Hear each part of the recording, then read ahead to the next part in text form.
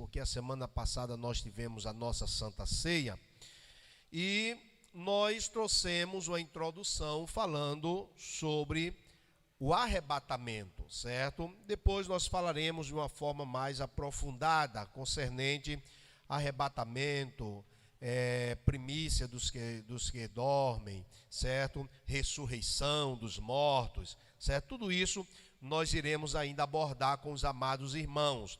Aqueles que morreram, certo? Aonde estão? Os que morreram com Deus, os que morreram sem Deus, e por aí vai. Há 15 dias atrás, nós começamos a falar para os amados irmãos concernente os sinais que Cristo falou concernente a sua vinda. Observamos em que nós mostramos o contexto histórico, que sabemos em que nesse evangelho de Mateus, principalmente nessa parte aqui, que fala sobre o sermão profético e a destruição do templo, eu falei para os amados irmãos, a profecia, uma visão que Cristo teve, certo? Dessa destruição daquele templo, que era o templo de Herodes, que não estava concluído.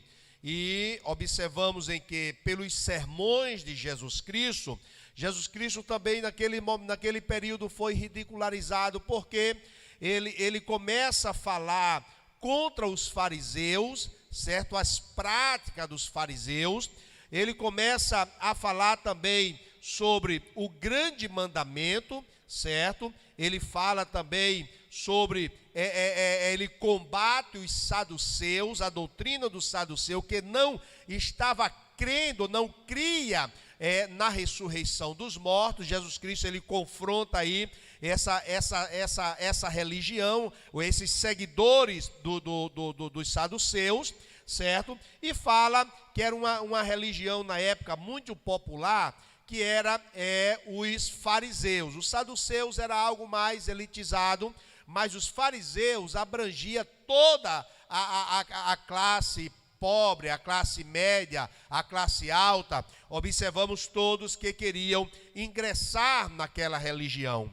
Observamos, meus amados, e eles eram detentores exatamente da lei, e começavam a aplicar e como viver a lei de Deus. Observamos, amados, em que a Bíblia Sagrada nos fala, ou a história nos mostra, nós falamos aqui sobre isso, que os discípulos começaram a contemplar o semblante de Jesus, não um semblante muito alegre. E quando ele fala, ele está ali com os discípulos, ele pega Jesus Cristo e começa a mostrar a estrutura do templo. E eu falei aqui para os amados irmãos da importância do templo para um judeu, certo? E mesmo assim não conseguiram animar o Senhor Jesus Cristo. E Jesus Cristo começa a dizer, não vai ficar aqui pedra sobre pedra que não seja derribada, certo? E Jesus Cristo mostra, e nós falamos aqui, uma visão que Cristo teve, que vai se cumprir 40 anos depois, quando veio a destruição do templo, certo? Quando houve um massacre muito grande dos judeus, quando ele se revolta contra o Império Romano, e nós observamos que muitos não aceitando como Cristo morreu, certo? Observamos em que eles passaram agora a contestar e a se rebeliar contra o Império Romano. E a história vai nos dizer em que o general, ele faz um grande massacre, foi tanto derramamento de sangue que os cavalos para andar nas ruas de Jerusalém, eles tinham dificuldade para ficar em pé, porque se escorregava em tanto sangue.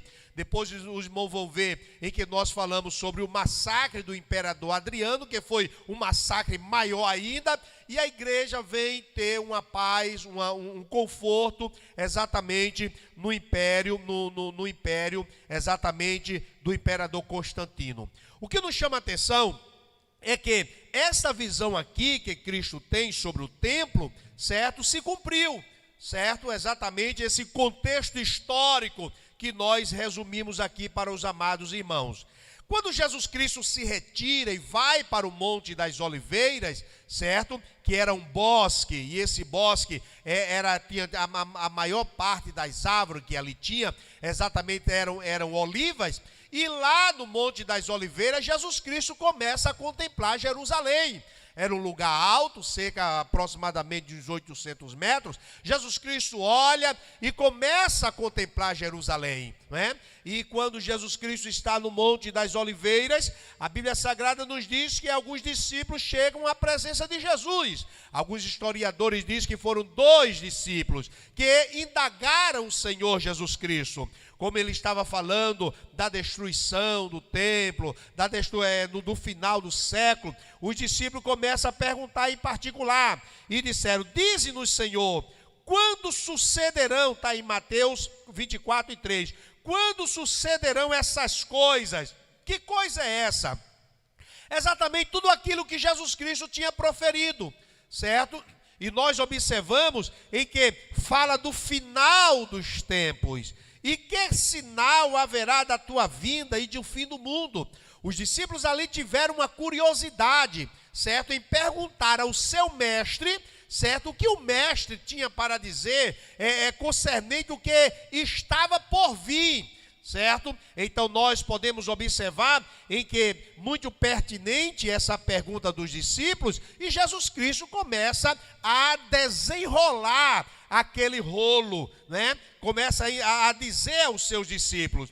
E um dos sinais, e um dos alertas que Jesus Cristo traz, nós falamos há 15 dias atrás e não vamos comentar, ele disse: olha, vede que ninguém vos engane, certo? Observamos, amados, em outra tradução diz: acautelai-vos, tenha cuidado, certo? E nós mostramos aqui que em pleno século 21, certo? A igreja do Senhor Jesus, permita-me por gentileza, mas observamos em que muitos dos irmãos têm sido enganados facilmente, certo? Isso por quê? Porque não estão observando a palavra de Deus. Muitos irmãos sendo levados por qualquer doutrina, por qualquer ensinamento. Mais na frente nós iremos falar sobre os falsos profetas, e uma das identificações que Jesus Cristo dá sobre os falsos profetas é exatamente os seus frutos, o que é que ele produz em prol do reino de Deus, certo? O seu fruto de arrependimento, certo? Se há mudança ou não, se o que ele ensina é o que ele vive, certo? Porque observamos, amados, porque precisamos ter cuidado exatamente nesse alerta que Jesus Cristo nos dá.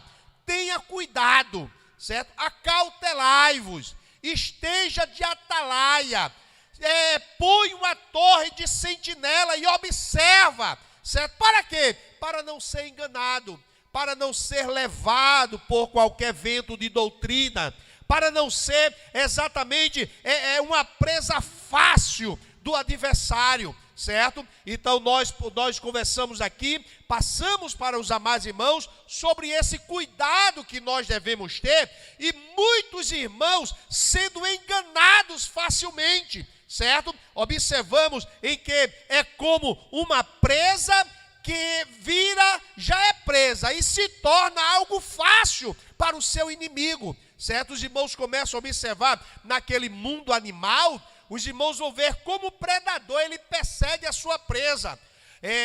Vai ver primeiro a tática dos leões, eles observam a manada, presta bem atenção nisso, eles observam a manada, certo? E primeiro que ele observa aquele que está mais fraco, certo? Olha lá, para que o predador possa pegar a presa, primeiro ele quer apanhar o mais fraco. O mais fraco ele não resiste, o mais fraco ele aceita facilmente o seu predador, certo? A sua morte, ou mesmo ele se entrega facilmente. O mais frágil ele se distancia do rebanho, certo? Ele começa a observar tudo isso, ele observa a presa, ele observa a manada. Então aquele que é mais fraco, ele está longe do rebanho, certo? E eles andam vacilante, eles vacilam. É aí onde vem um predador, cerca de uns 50 metros, ele tem condições de apanhar a sua presa. Assim é a nossa vida espiritual, amados. Quando nós nos distanciamos do rebanho, certo? É sinal que nós estamos doentes.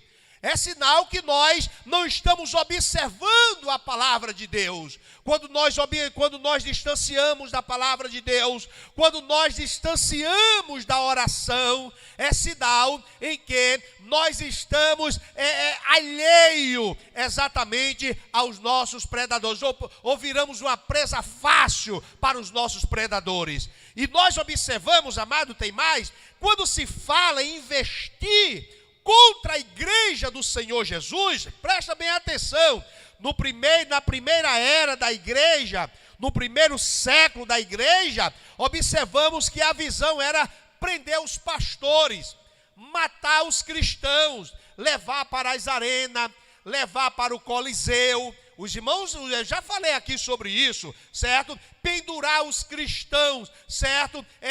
Crucificar os cristãos, isso para colocar o medo no povo. E colocando o medo no povo, o povo desistiria dessa coisa de ser crente, dessa coisa de servir a Jesus, dessa invenção que apareceu um homem que veio revolucionar o mundo como revolucionou. Certo? Então ele diz o seguinte: eles prendiam os pastores, prendiam os cristãos, é aí onde ele dava um tiro nos pés. Por quê? Quando eles levaram os pastores, os cristãos para a arena, e os pastores não negavam o evangelho do Senhor Jesus, aleluia, aqueles espectadores que estavam ali no Coliseu ficavam admirados, certo? Então disse: olha, o que é que esses homens têm, que sofrem, que é devorado, que são mortos, e eles não negam o evangelho? Tem alguma coisa aí nesse evangelho. Aí dizia: eu quero esse Jesus também, aleluia. Então observamos, o primeiro momento foi exatamente massacrar a igreja, perseguindo os líderes da igreja. Não deu resultado. Aí vem agora o outro momento que o adversário começa a investir, e sabe qual é? Ferir o âmago da igreja, mexer no alicerce da igreja. E qual é o alicerce da igreja? Cristo morreu, Cristo ressuscitou, Cristo entregou a sua vida por nós. Deus amou o mundo de tal maneira. Então, quando mexe nesse âmago da igreja, então se torna uma igreja fraca. Presta bem atenção. Quando se mexe, quando se deixa levar, certo, por esses ensinamentos que mexe nesse âmago da igreja, porque, amados, olha, nós estamos seguros, certo, que Cristo morreu, Cristo sofreu para perdoar os nossos pecados. Cristo ressuscitou, e a Bíblia Sagrada diz: eu vou, e o Espírito Santo vai vir, e vocês não vão estar só. Não se pode negociar com essa verdade. Negociar com essa verdade é negociar com a tua salvação, certo? Então, a nossa salvação, com a nossa salvação, nós não negociamos, mas o adversário sabe. Se ele consegue mexer, certo, na tua mente, com esses ensinamentos, sabe que você se torna uma presa fácil. Por isso que Jesus Cristo diz: acautelai-vos. E como é que ele pode mexer exatamente nesta área? A Bíblia Sagrada nos fala, certo, sobre a proliferações das religiões. É um dos sinais do arrebatamento da igreja, certo? Porque o objetivo é exatamente confundir a mente do povo, e o povo descrer, para que haja uma descrença concernente à pessoa bendita de Jesus. E para isso ele começa a misturar e confundir a mente do ser humano. Quantos por aí já não acreditam mais, certo, no trabalho de uma religião, né? De uma placa denominacional? Por quê? Porque começa a surgir tantas coisas, tantas pessoas começam a enganar em que cai agora em uma descrença. Mas esse é exatamente o objetivo de Satanás. É você não dar espaço. É o homem não dar espaço para ser novamente religado com Deus. Exatamente o homem descrer, certo? E se torna incrédulo concernente, aleluia, a pessoa bendita de Deus. Então, nós colocamos aqui como um dos sinais do arrebatamento da igreja, certo? É a proliferação das religiões. Eu disse aos amados irmãos também, que por que se fala que esses sinais, se isso sempre aconteceu, pastor Mael, e eu falei aqui, é como uma mulher grávida, como é que ela sabe que o seu filho está prestes a nascer? Como é que ela sabe? As dores de parto aumentam e se tornam constantes. Então o menino está perto de nascer. Certo? Então, os sinais da vinda de Jesus é porque nós estamos vendo em um período de tempo, certo? Cada vez mais se abreviando e sendo isso repetitivo. A Bíblia Sagrada nos diz que o noivo está à porta. Observamos, amados, quando falamos da proliferação das religiões, nós precisamos ficar atentos, amados, para nós não sermos enganados, certo? Por que, pastor Mael? Não tem coisa pior do que você ser enganado, do que nós sermos enganados, porque rouba exatamente a nossa crença, rouba a nossa confiança, certo? Porque quando nós confiamos, nós descansamos em... Observamos em que, quando se fala da proliferações de religiões falsas, observamos em que nós podemos citar aqui, vou citar aqui algumas, e vou dizer porque é como os meninos de Deus, certo? Essa é uma religião, certo? Que vai surgir e tendo como fundador, que se chama Berg. Ele era um evangelista, isso em 1968. E ele trouxe algo em que virou uma libertinagem. Presta bem atenção. Observamos em que eles defendem todas as coisas são puro para os puros. Se o homem vive no pecado, mas ele acha que não é pecado, é puro, ele pode continuar. E a Bíblia Sagrada nos diz que o pecado ofende a santidade de Deus. Que o pecado, olha, amados, o que foi pecado lá no Jardim do Éden, continua sendo pecado até hoje. Deus, ele ama o pecador, mas ele diz, ele aborrece, e aborrecer é o alto grau da rejeição de Deus. Deus, ele aborrece o pecado. Veja o que é que diz a palavra de Deus. Quando ele nos fala, essa religião nos diz em que todas as coisas estão puras para os puros. Se nós abraçamos o evangelho para viver da mesma forma que nós vivíamos, para que evangelho? Presta bem atenção, olha para cá, não conversa com ninguém não, deixa os diáconos fazer o trabalho dele, mas olha para cá, olha, se nós aceitamos a Cristo para vivermos da mesma forma que nós vivíamos outrora, para que aceitar a Cristo? O evangelho, amados, é o poder de Deus.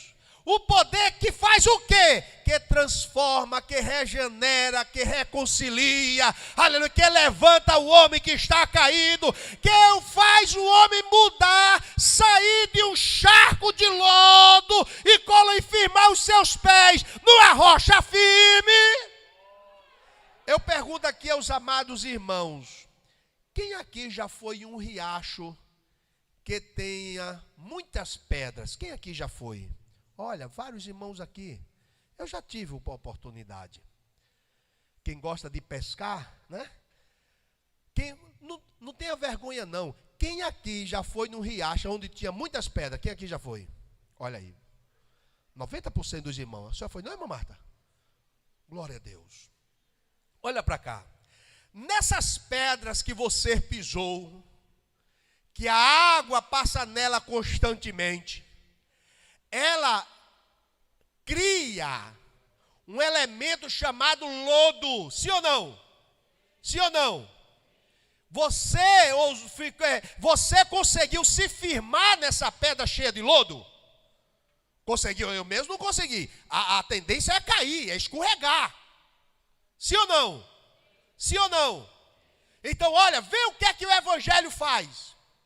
Quando nós não tínhamos Cristo, nos nossos pés estava em cima de uma pedra cheia de lodo. Quem consegue ficar em pé numa pedra cheia de lodo?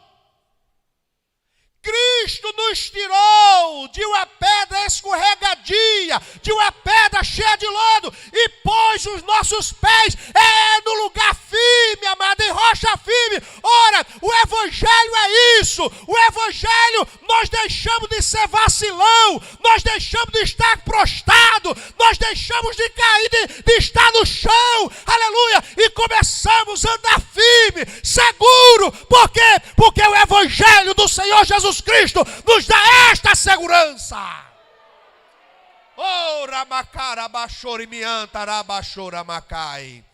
Quem aqui sente, você que vivia uma vida outrora, aonde comprometia a sua saúde, comprometia a sua comunhão com Deus, comprometia a sua família, e hoje, depois que você aceitou o Evangelho, quem sente realmente essa mudança? Levanta a mão e dá um glória ao Senhor Jesus.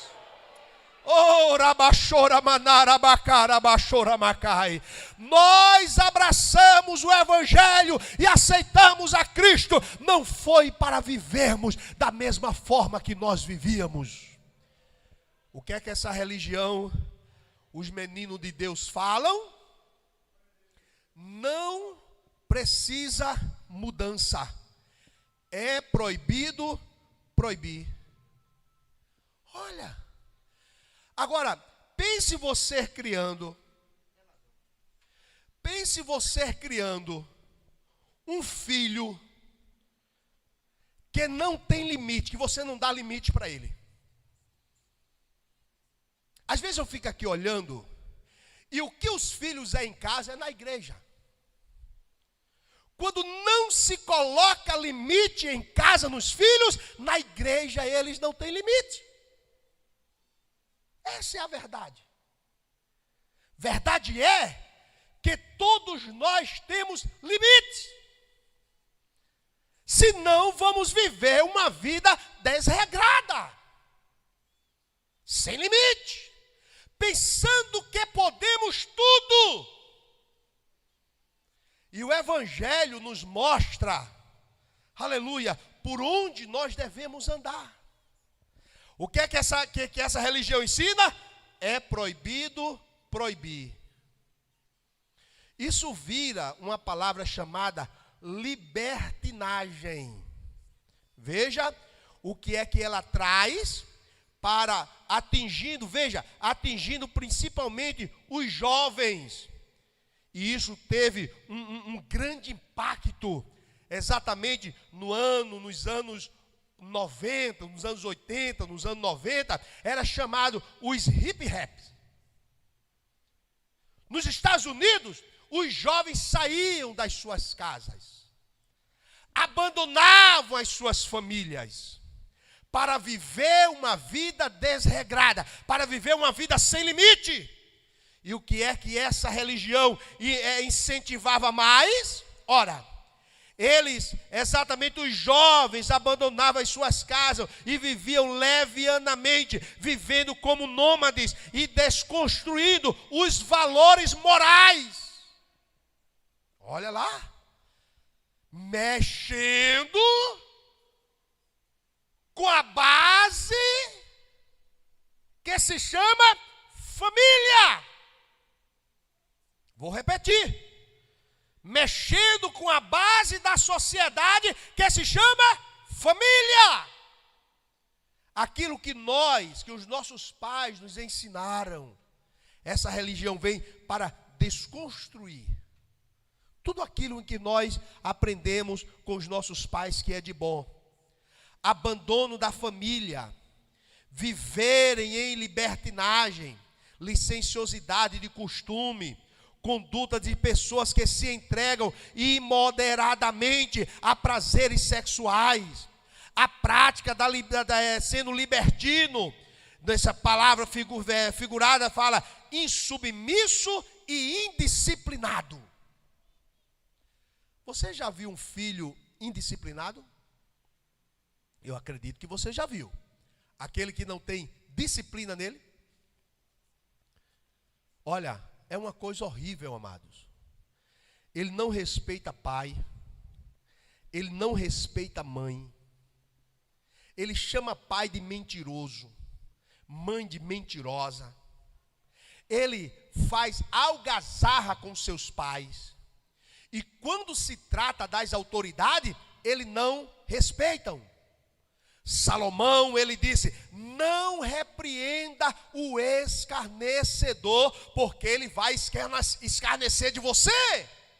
Repreende o sábio, e ele crescerá na sua repreensão. Aleluia.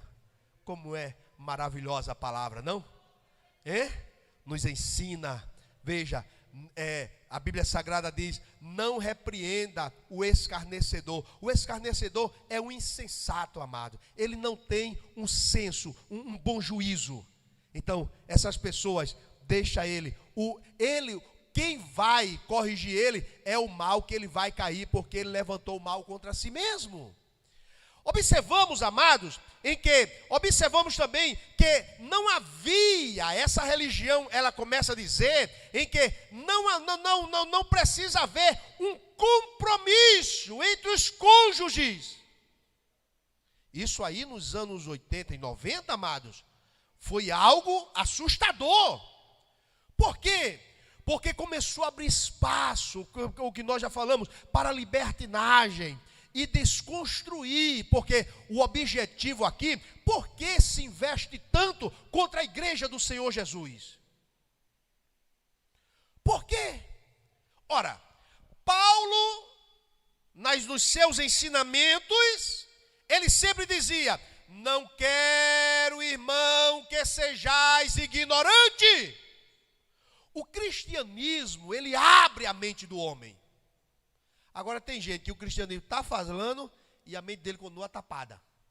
Porque ele não quer ver. Tem um ditado que diz: o pior cego é aquele que não quer ver.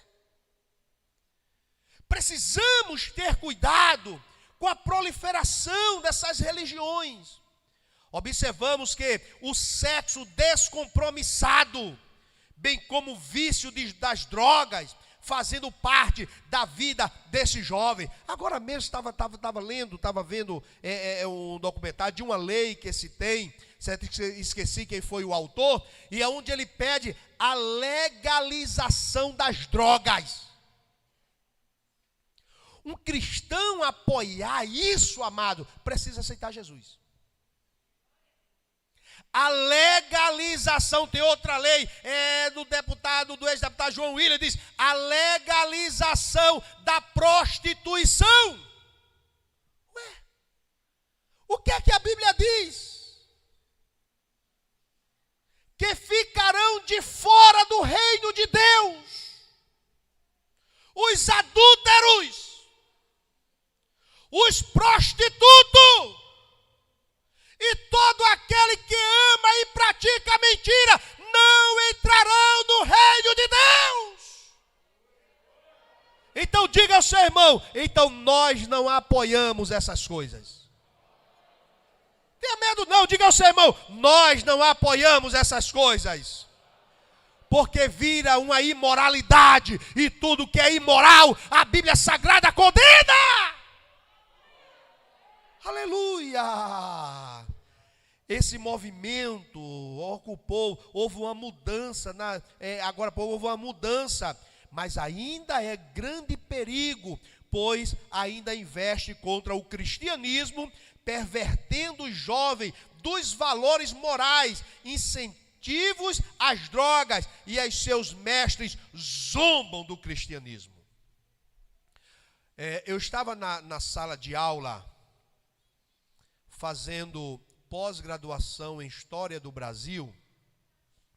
Eu fiz o curso de licenciatura plena em História, e depois eu fui fazer uma pós-graduação em História do Brasil, certo?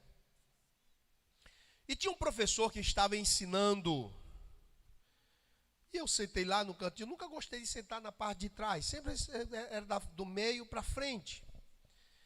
Mas nesse dia eu cheguei um pouco atrasado, e eu sentei lá atrás, fiquei lá sentado. E o professor começou a ensinar e entrou nessa área de costumes. E ele começou a fazer algazarra com as irmãs da igreja,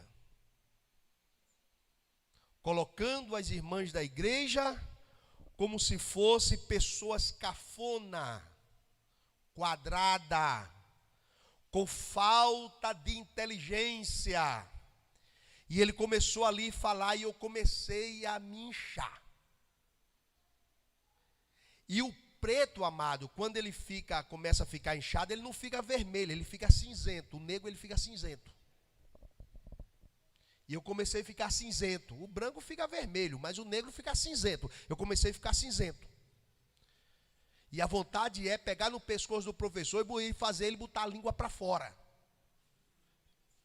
Misericórdia mesmo, mas é. Mas eu lá sentado, olhando para ele. E ele viu o meu comportamento mudar. Depois ele olha para mim e diz: o senhor está sentindo alguma coisa? Eu disse: estou sentindo, estou lhe repudiando. O senhor está pensando o quê? Aí comecei a detonar, irmão. E o pastor, quando começou a falar, não, agora quem vai falar sou eu, é só o pastor que fala.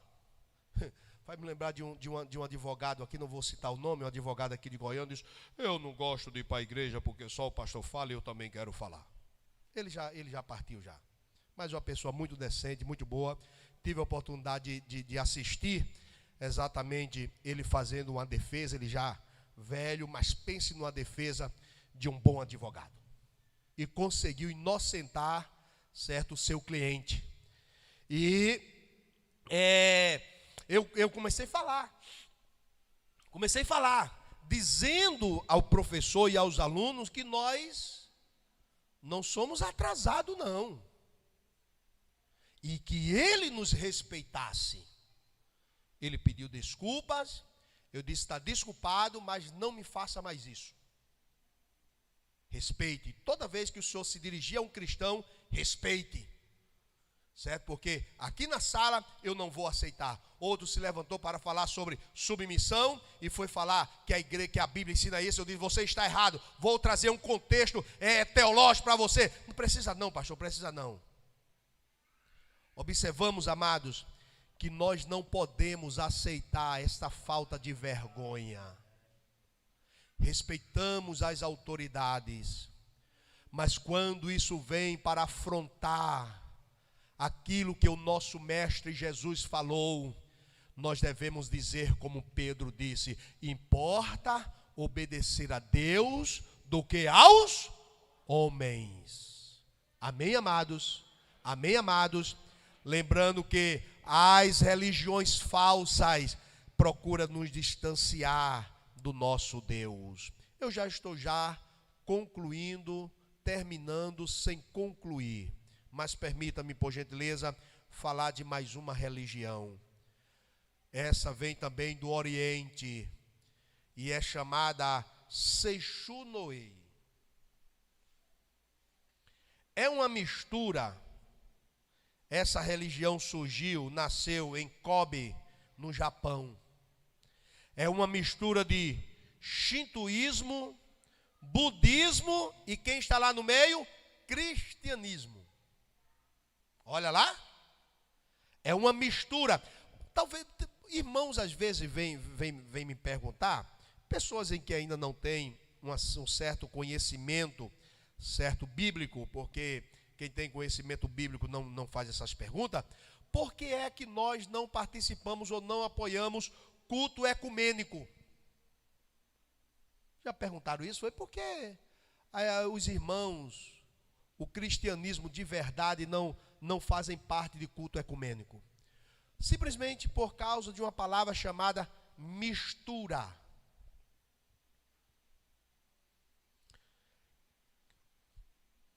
O shintoísmo adora quem? O budismo venera quem? E o cristianismo segue a quem? Veja que são distintas as pessoas que eles seguem. Mas para fazer uma maquiagem, eu vou colocar aqui cristianismo no meio. Mas o principal objetivo da Seichu no Ei, os pilares dela, exatamente trabalha a mente do homem, certo? Trabalha saúde, dinheiro e bem-estar. As religiões orientais, os irmãos prestem atenção que trabalha muito a mente da pessoa. O que é que ele trabalha? Saúde, dinheiro e bem-estar. Observamos em que, quando essa religião fala sobre o pecado, presta bem atenção, ele diz as seguintes palavras: como o pecado, como as doenças, os males e a morte não existem. Doutrina da Seichu no Ei. Essas coisas são ilusões da mente humana. Não existem porque Deus não os criou. Vamos lá. Não reconhecer que o pecado ele existe é o homem não aceitar os seus atos. Vou repetir. Não aceitar. E o que é o pecado? Desobediência, rebelião contra Deus, certo? Um desvio do alvo. Não aceitar isso, por quê? O que é que diz a palavra de Deus sobre o pecado? Quando lá no jardim do Éden, a Bíblia Sagrada diz, quando o homem estava lá no jardim do Éden, Deus deu uma ordem ao homem. O livre-arbítrio nós temos, pregamos aqui domingo sobre as escolhas. Nós somos pessoa, nós temos a inteligência de fazer as nossas próprias decisões. Decisão essa que nós podemos ter um bom fruto, ou nós podemos padecer pelos erros, pela decisão que nós tomamos. Então nós observamos que lá no jardim do Éden, o homem, quando eu falo homem, o homem e a mulher, o homem decidiu desobedecer a Deus. Aí Paulo diz, por um homem entrou o pecado no mundo, e o pecado gerou a morte, e a morte passou a todos, por isso que todos pecaram. Certo? Veja em que a Bíblia Sagrada fala sobre esse desvio da verdade, sobre essa desobediência. Então, observamos em que a Seichu no Ei diz, olha, o pecado não existe. Deus não criou esse mal. Não foi Deus que criou, não, foi o próprio homem, que se desviou dos planos de Deus, que saiu da vontade de Deus. E o pecado, amados, não vá pensar que o pecado, a pessoa peca e Deus fica, você é meu filho, você é bonitinho, você é isso. Não, senhor. Não, senhor. Ele perdoa. Mas quando o homem se arrepende dos seus pecados. Amém, amados? Jesus Cristo, muitas vezes, Jesus Cristo, uma certa feita, a mulher tocou nas orlas dos vestidos de Jesus e Jesus Cristo chama, quem me tocou? A mulher se apresenta e diz, vai em paz e não peques mais. Em outra ocasião ele dizia, não peques mais para que não te suceda coisas piores. Olha lá, para que não te suceda coisas o quê? Piores. Então, o pecado, o salário do pecado é a morte.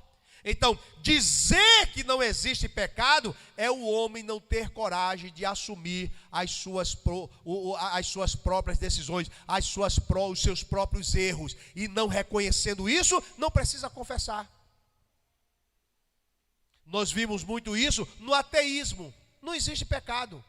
O homem não tem coragem de enfrentar a si mesmo. Um certo dia falei aqui para os amados irmãos sobre o confessar para Deus. Tem gente que dobra os joelhos e diz, Senhor Jesus, perdoa todos os meus pecados. Não.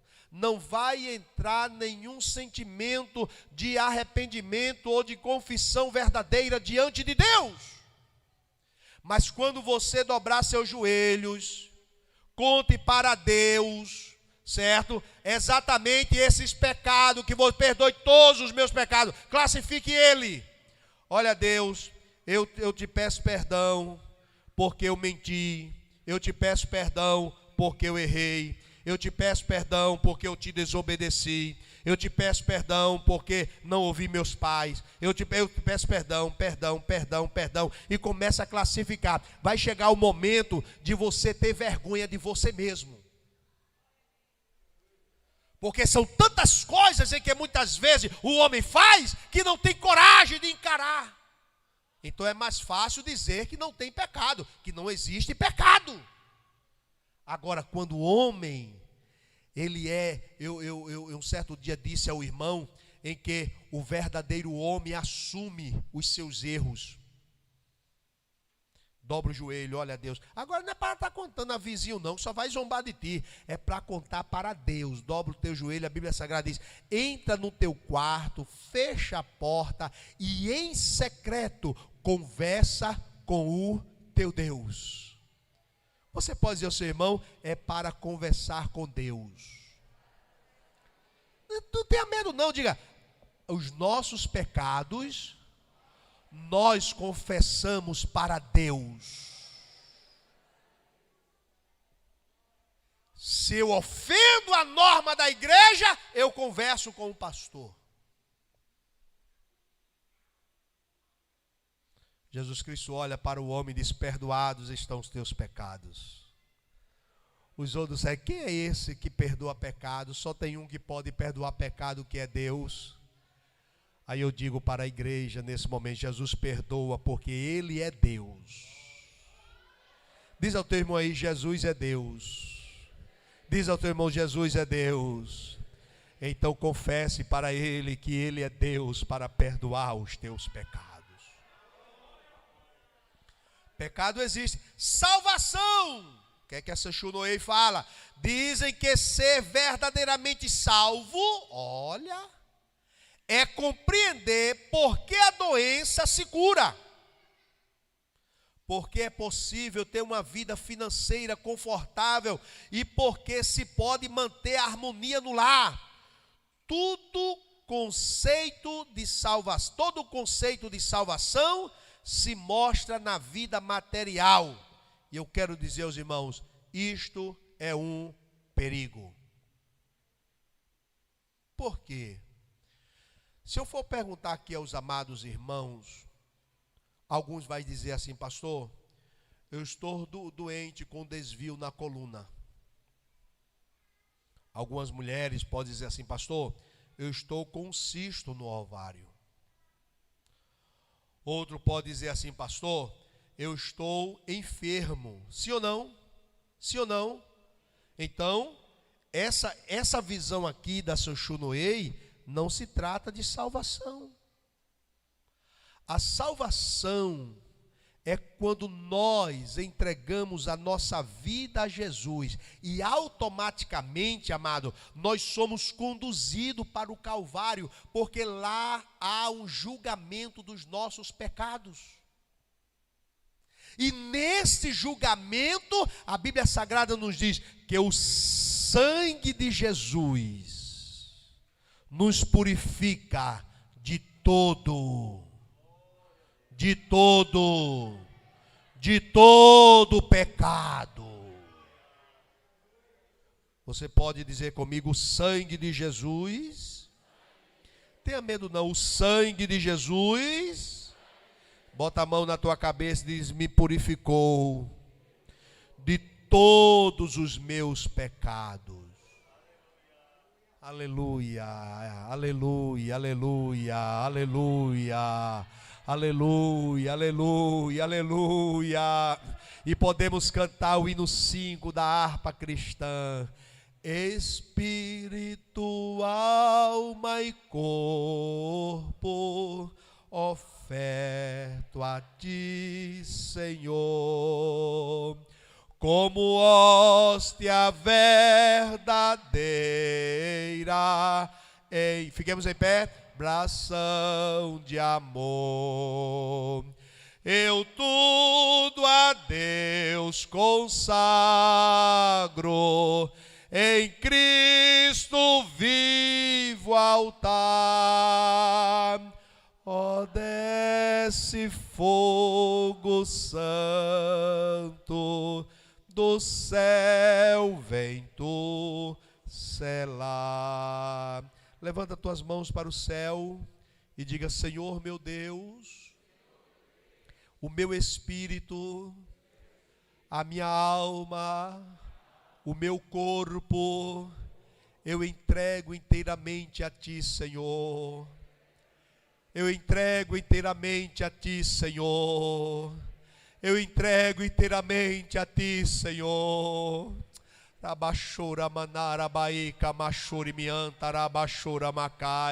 E vamos avançando nesta fé e nesta certeza que Deus está conosco. Amém, amados? Amém, amados? Amados, queremos agradecer a você que nos acompanhou pela rede social. Compartilha conosco, compartilha a nossa rede social. No YouTube, Assembleia de Deus Ministério Goiânia. Tem também a nossa página, Abimael Flor da Silva. Compartilha também ou curte a nossa página no Facebook, certo? E também no Instagram. Compartilha com o teu amigo, com os teus familiares. Que Deus continue te ajudando, que Deus continue te abençoando. E o importante é nós conduzirmos e levarmos a palavra de Deus para o teu crescimento espiritual. Muito obrigado, Leila. Muito obrigado, meu jovem, que vem ajudando a nossa irmã Leila. Que Deus continue abençoando em o nome de Jesus. Amados, vamos concluir.